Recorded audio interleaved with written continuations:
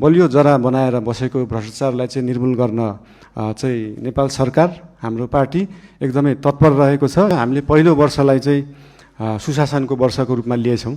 सुशासन भन्दैमा फेरि हामीले विकास नै गर्दैनौँ, पूर्वाधार नै बनाउँदैनौँ भन्ने चाहिँ होइन, तर यो वर्षलाई चाहिँ पूर्ण रूपमा हाम्रा माननीय मन्त्रीज्यूहरू र विभिन्न क्षेत्रमा रहनुभएका, विभिन्न क्षेत्रबाट आउनुभएका माननीय सांसदज्यूहरू उहाँहरूको निगरानीमा पनि विभिन्न क्षेत्रहरू हुन्छन्, विभिन्न पालिकाहरू छन्, विभिन्न निकायहरू छ।